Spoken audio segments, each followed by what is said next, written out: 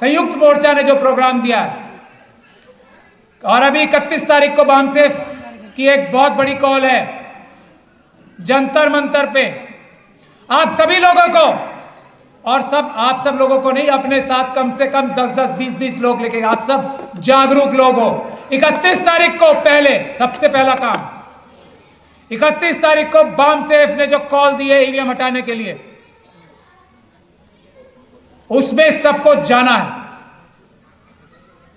हम सब लोग जा रहे हैं, हम सब लोग पूरी ताकत से जा रहे हैं। मैं सब लोगों से आह्वान करता हूं कि 31 तारीख के प्रोग्राम को ऐतिहासिक प्रोग्राम बना के इलेक्शन कमीशन को मजबूर करना है कि पेपर बैलेट से ही चुनाव होगा, ईवीएम से नहीं होने देंगे हम।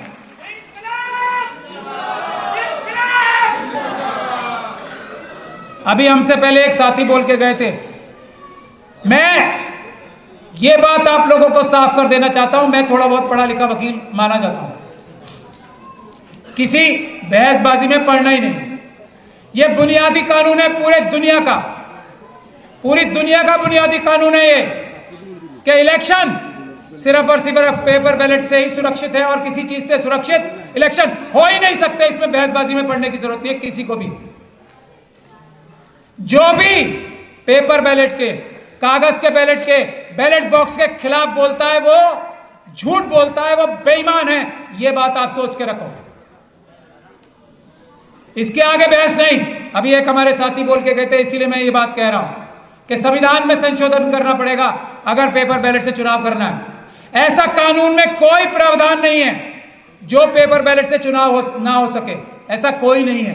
बल्कि आज भी जो कानून है वो पेपर बैलेट वाला ही कानून है। बैलेट, ये जो ईवीएम मशीन भी है ना, इसको भी पेपर बैलेट ही मानना। तो इसलिए मैं निवेदन कर रहा हूं, ये वकालत का जो काम है, कानून बताने का काम है, हम पे छोड़ दीजिए। हम झूठ नहीं बोलते, हम सच बोल रहे हैं। मैं इसीलिए चैलेंज कर रहा हूं बार बार लोगों को कि अगर मोदी सरकार में उनके अटॉर्नी जनरल है ना, उनके सॉलिसिटर जनरल हैं, आए बहस करें और मैं उन्हें बताता हूं कि कैसे झूठ बोल रहे हैं सब और ये कितनी बड़ी भ्रांति फैला रखी है कि कानून में बदलाव करना पड़ेगा। कोई बदलाव करने की जरूरत नहीं है, कुछ जरूरत नहीं है। पैसे कम खर्च होंगे, ये मैं कह रहा हूं, मुझे मेरी बात पे तो भरोसा है आपको। पैसे कम खर्च होंगे, टाइम कम खर्च होगा और सबसे ज्यादा सुरक्षित इलेक्शन होंगे पेपर बैलेट से। ईवीएम से चुनाव सुरक्षित हो ही नहीं सकते, पैसे ज्यादा खर्च होते हैं और धोखा ही धोखा है, टाइम भी ज्यादा लगता है। तीनों तरीके से ईवीएम से चुनाव धोखा ही धोखा है, फ्रॉड ही फ्रॉड है। इसके अलावा कुछ बात ही करने की जरूरत नहीं है। जो ईवीएम के पक्ष में बात करता है वो समझ जाओ या तो बेवकूफ बन रहा है या बेवकूफ बना रहा है। देश बचाओ,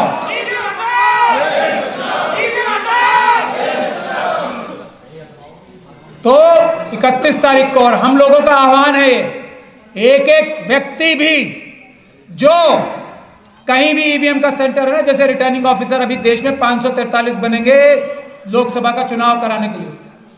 एक एक ऑफिस के बाहर हमें हजारों की संख्या में बैठना है, जैसे सीएनआरसी के प्रोटेस्ट में, किसान आंदोलन में बैठे थे। हमें इस तरह का देश में माहौल बनाना है, जैसे SC/ST एक्ट जब हटाया था 2018 में अप्रैल 2 को, वो माहौल देश में क्रिएट करना है। जब ये सरकार ईवीएम से चुनाव कराने से पीछे हटेगी, वरना इनकी तो जिंदगी और मौत का सवाल है। वोट इन्हें एक भी नहीं पड़ना और ये ईवीएम से चुनाव नहीं कराएंगे, ऐसा कभी संभव है? समझ लो बात। और किसी तरीके से नहीं मानने के, दुनिया भर के झूठ बोलेंगे। अब इलेक्शन कमीशन को सड़कों पे उतार दिया। पहले हमने 50 मशीनें मांगी ना सिर्फ, कितनी ज्यादा डर लग गया। अब एक एक को जाके दिखा रहे हैं झूठ अपना कि नहीं नहीं ईवीएम की मशीनें ठीक होती हैं। पहले कहते थे मशीन देखने ही नहीं देंगे। बड़ी बड़ी पॉलिटिकल पार्टीज को मशीन देखने के लिए नहीं दी इन्होंने।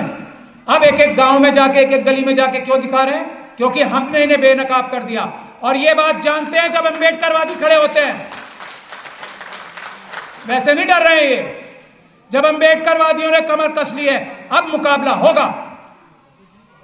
चाहे पुलिस लाए, चाहे अपने आरएसएस के गुंडे लाएं, मुकाबला होगा। ईवीएम से चुनाव नहीं होने देंगे, किसी हालत पे नहीं होने देंगे, किसी कीमत पे नहीं होने देंगे। जिसकी जो ताकत लगा ले। देश बचाओ, देश बचाओ।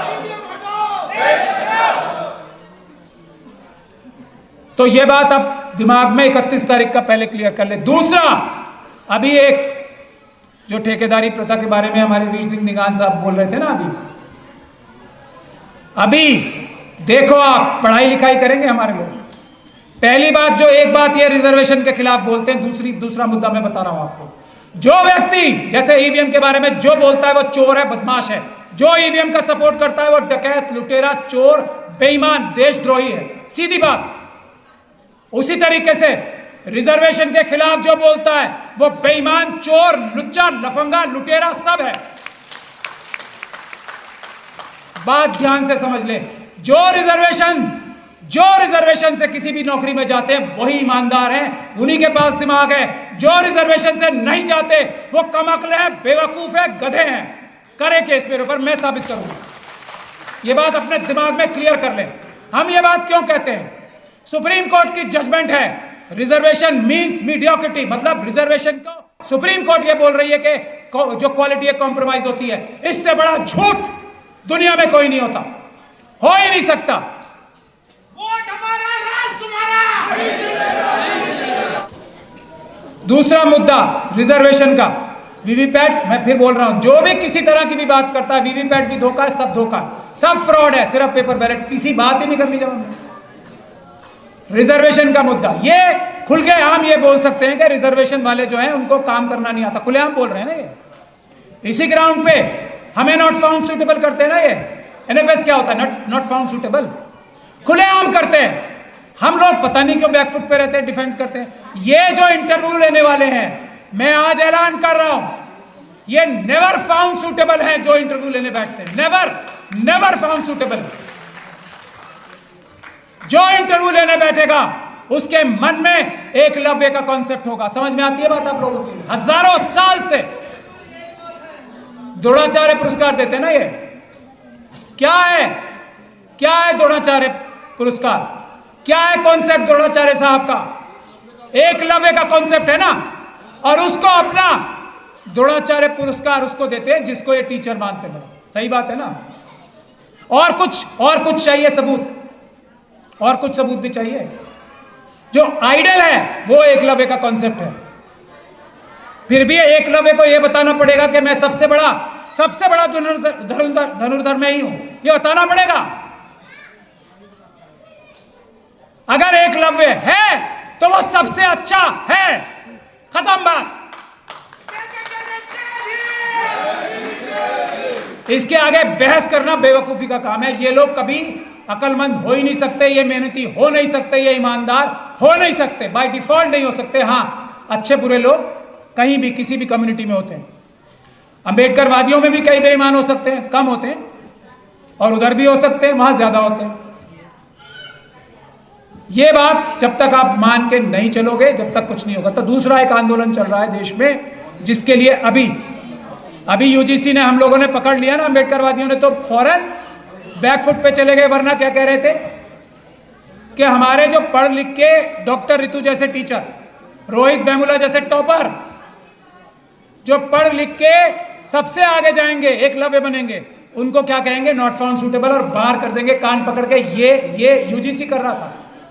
ये अपराध है, हम इसके खिलाफ एफआईआर कराने जा रहे हैं। डॉक्टर रितु से मेरी बात हो गई है, ये यूजीसी के चेयरमैन के खिलाफ हम एफआईआर कराने जा रहे हैं। ये कैसे निकाला ऑर्डर? कैसे निकाला ये ऑर्डर? तो दूसरा बड़ा आंदोलन इस वक्त चल रहा है देश में, यूनिवर्सिटीज में आंदोलन खड़े होते हैं किसी भी देश के। तो ईवीएम का और जो ये यूनिवर्सिटी का डॉक्टर रितु का आंदोलन चल रहा है, 6 तारीख का है। उसमें हजारों नहीं लाखों की संख्या में आए। ईवीएम के लिए भी 31 तारीख को और 6 तारीख को दिल्ली यूनिवर्सिटी गेट नंबर 4 पे, दिल्ली यूनिवर्सिटी गेट नंबर 4 सुबह 10 बजे, और 31 तारीख को जंतर मंतर। ये हमारा रास्ता है, इसके अलावा सब मिथ्या है। और की ईवीएम के खिलाफ हर रिटर्निंग ऑफिसर के ऑफिस के बाहर, और जहां जहां इनके पेपर बैलेट्स नहीं, ये ईवीएम की मशीन है, जहां जहां जिस वेयर हाउस में है उसके बाहर परमानेंट प्रोटेस्ट लगाने की जिम्मेदारी जो लेता है, इस वक्त सबसे बड़ा अंबेडकरवादी वही है। इस वक्त सबसे बड़ा संविधानवादी, इस वक्त सबसे बड़ा देशभक्त वही है जो इन 2 कामों में हमारा साथ देता है, जो इन 2 कामों में आगे बढ़ के लड़ाई करने को तैयार। बस मेरा टाइम पूरा हो गया, मैडम भी बार बार खड़ी हैं पीछे। मेरी यही दो गुजारिशें, बहसबाजी बंद, भाषणबाजी बंद, सड़क पे उतर के खून पसीने के लिए हम लोगों को तैयार होना है। हमारे सारे प्रोटेस्ट कानूनी होते हैं, हमारे सारे प्रोटेस्ट पीसफुल होते हैं। हमारे ऊपर दिल्ली यूनिवर्सिटी में लाठीचार्ज भी हुआ, भानु जी और हम पे, ऋतु पे और हम पे, चंद्रशेखर आजाद और हम पे, मंजीत नौटियाल साहब और हम पे, सब पे, कितने भाई हमारे यहाँ बैठे हैं, सब पे लाठीचार्ज हुआ। पलट के हमने कुछ नहीं किया, चुपचाप लाठियां खाई, लेकिन हमारा आंदोलन और बड़ा हो रहा है। यही हमारी ताकत है, पीसफुल प्रोटेस्ट, मगर पीछे नहीं हटेंगे। जय भीम, जय संविधान।